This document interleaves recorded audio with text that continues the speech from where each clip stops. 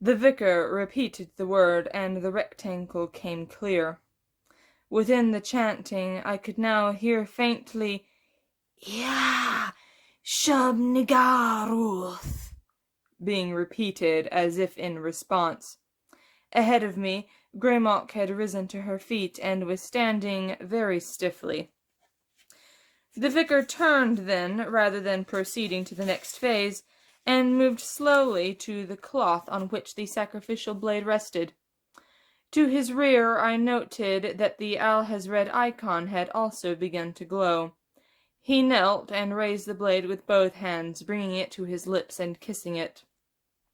Then he rose and turned toward the altar, Tekela still upon his shoulder. And there came a movement from my right, beyond Jack and the Count. Another dark shape was moving to join us. The vicar had taken but a single step ahead when a great grey wolf moved into the firelight and rushed past him toward the altar. Larry Talbot had arrived, apparently in reasonable control of his faculties. He seized hold of the girl's left shoulder with his teeth and dragged her down from the altar. With that rapid backing motion I had seen him employ before, he dragged her quickly before us toward the north, whence he had come to my right. The report of a gunshot filled the air, and Larry staggered, a dark blot appearing and spreading high upon his left shoulder. The vicar held a smoking revolver pointed in his direction. Larry continued moving almost immediately, however, and the vicar fired again. This time there was blood on top of Larry's head, and he uttered a moaning sound as his jaws fell open and Lynette dropped to the ground. Larry slumped forward then, and the shiftings of firelight and shadow swam over him. The chanting continued. "Ya, Shub-Nigaruth," against the strange music. The vicar pulled the trigger again. There followed a clicking sound from the pistol, but no discharge. Immediately he drew it near and worked the hammer. Suddenly, as he released it, there was a sharp report, and the round kicked up dirt near to the south end of the altar. The vicar hurled the weapon to the ground, perhaps having only cast 3 rounds. Homemade bullets. "Get her back on the altar," the vicar ordered. Morris and McCabe immediately departed their positions and moved toward the supine girl. Larry's sides were still heaving heavily, and his eyes were closed. There was a lot more blood on his head, neck, shoulder now. "Stop," the Count said. "Players are forbidden to move a sacrifice once the ceremony is in progress."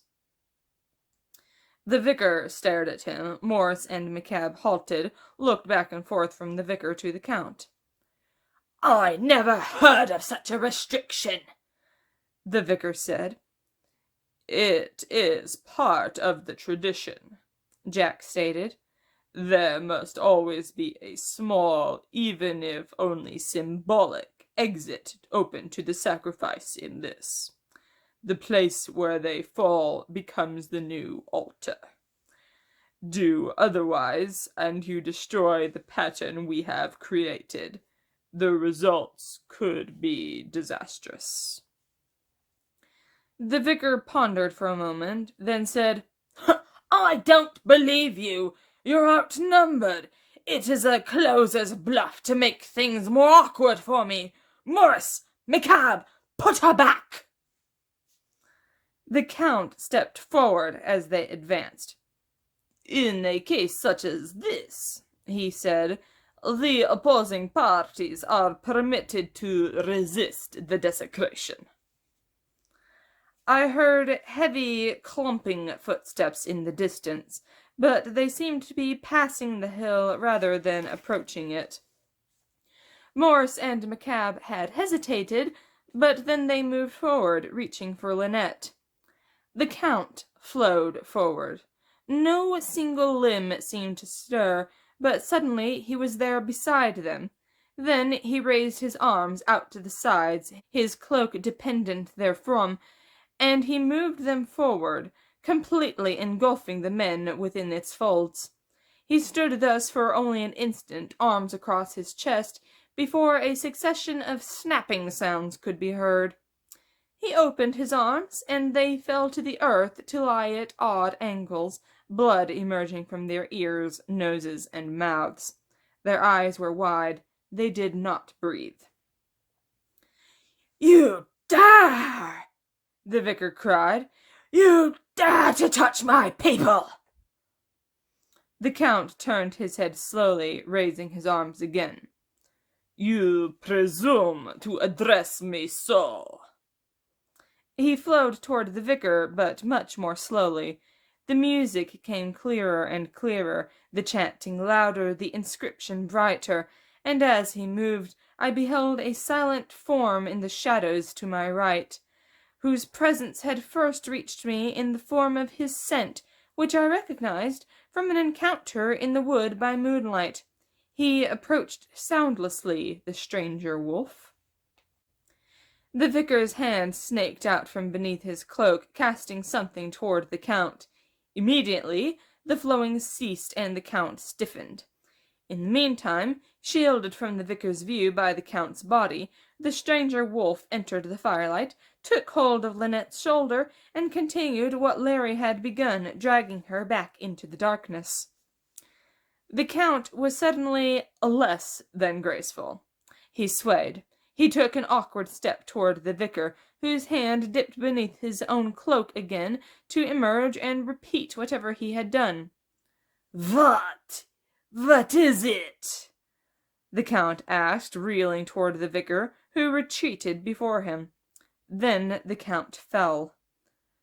"Dirt from one of your caskets," the vicar replied, "mixed with pieces of my church's altar-stone relic left over from more papish times.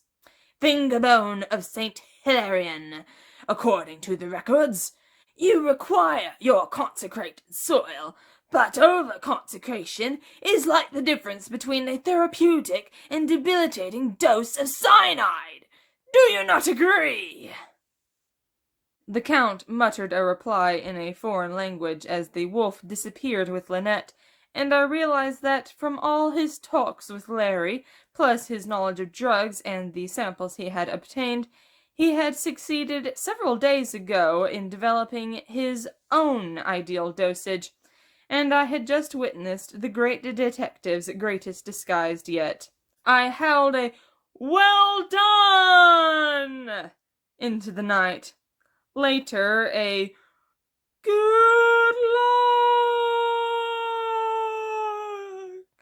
came back to me. The inscription glowed brilliantly now. Whether the deaths of Morris and McCabe had contributed to this was hard to tell. The vicar looked up and saw that Lynette was gone. He glared at Jill. "You should have told me," he said. "I didn't notice till now," she said. Neither did I," said Nightwind.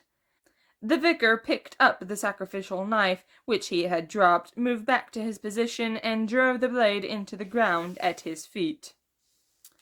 He straightened then, repeated the word of power, and said another. Immediately, his face became the snouted, tusked visage of a boar with a shredded ear. This lasted for perhaps a minute before Larry's eyes opened. He turned his head, saw that Lynette was gone, looked immediately to the altar, saw she was not there either. He tried to rise, failed. I wondered how serious his condition was. True, there was a lot of blood, but head wounds are often that way. Even a silver bullet still has to hit something major. Larry tried to crawl forward, succeeded in moving perhaps half a foot, paused, and panted. The vicar spoke another word. Greymock was suddenly striped like a small tiger. This, too, passed quickly. Tekela was starting to look like a vulture. Suddenly, Jill was an ancient hag, bent far forward, hooked nose almost touching her jutting chin, strands of white hair hanging about her face. I glanced at Jack and saw that he suddenly wore the shaggy head of a great brown bear, yellow eye staring forward, saliva running from the corners of his mouth. Looking downward, I saw that my fur was blood-red and moist, and I felt as if horns jutted from my brow. I had no idea what I might resemble, but Greymock drew back in alarm. The boar spoke again, and the word rang like a bell in the chill air. The Count was suddenly a skeleton wrapped in black. Something unseen passed high overhead, laughing like a demented child. Pale mushrooms sprang up all about us, and a shifting of breezes brought me sulphurous scents from the fire. A green liquid flowed outwards from that blaze, spreading in bubbling streams. The chanting now seemed to contain all of our names. McCabe had become a woman whose painted face began to peel off in long strips. Beside him, Morris was now an ape, his long hairy arms reaching to the ground, and he leaned to rest upon his knuckles. His mouth was open wide, showing an enormous expanse of teeth and gums. Larry was now a bleeding man sprawled upon the ground. The air before us shimmered and became a mirror, giving this entire prospect back to us. Then our reflected heads detached themselves and drifted leftwards. It was a strange feeling, passing out of one and into another, for I seemed unmoved, though I felt the sudden weight of a bare head, saw the hogs drift by to settle upon Jack's shoulders. Greymock suddenly wore an overlarged one, horned, demonic. Jill a small striped cat's head, and so on along our crescent. Then the bodies shifted to our right, and I was a cat with a bear's head, lying flat because of its weight, my heart thudding like a steam engine. Jack had become a boar-headed demon. Again the laughter rose from overhead. If I were not my body nor my head, what was I? Sprawled there amid the mushrooms and the stench, another wave of chanting rolling in my ears. Illusion. This must all be an illusion, mustn't it? I never knew before, and I still didn't know. The mushrooms blackened, shriveled, and fell when the hot green flow reached them. Our images in the mirror wavered, became splashes of our dominant colors, flowed together. I looked downward again, but everything was hazy. Upward then, at some half-noted change. The moon had gone blood-red and was dripping upon us. A shooting star cut past it. Another. Soon, multitudes of them rained down from the heavens. The mirror cracked, and Jack and I stood alone at our end, our forms returned to us, as a great gust of wind out the north blew away the haze. The others came clear also, restored in their peace of reflection. The starfall lessened, the moon grew pink, then turned back to butter and ivory. I sighed and held my place, felt Greymock's gaze pass over me. The green tendrils from the fire began to congeal, lava-like. For a moment I seemed to hear a collection of animal sounds from within the flames. Baas, nickers, whinnies, whimpers, a sharp barking, several varieties of howling, and the coughing of a giant cat, a croaking, a mewling cry. There followed a stillness, save for the fire's own cracking and snapping. I felt a familiar tingling in the air. The time had come for the opening. I glanced at Jack and could tell that he felt it too. Larry dragged himself another foot forward. I was looking at the vicar as he spoke the final word. I saw the Count's left hand twitch, but apparently the vicar did too, and he stooped to raise the pentacle. Something dark fled forth from the Count's ring, but the vicar caught it in the pentacle bowl, and it was reflected off into the night. It was probably too late to kill the man anyhow, for the opening was definitely beginning. The vicar stooped again, raised the icon, and placed it upon the Count's chest. The ring did not flare again. All in all, as I regarded both Larry and the Count, I was forced to a sort of grudging respect for the fellow. He was much better at his business than I'd have guessed. "Jill!" he called out. "Use the wand now!" Jill reached into her cloak, produced the wand, and raised it. Oddly, the growing brightness of the stone halted for a moment. Jack had his wand out in an instant. Raising it and training it upon the same target, I heard the heavy footsteps again, this time approaching us. The rectangle began to brighten once more, and a great depth occurred within it, swimming with colored lights. The cries from the Banefire grew louder and louder. "Yah! Shub-Nigaruth! Hail to the Black Goat!" The music also increased in intensity, and the moon blazed like a beacon overhead. Larry began dragging himself farther along. The experiment man came into view off to the right, heading toward us. I glanced at Jack. Beads of perspiration had formed upon his brow.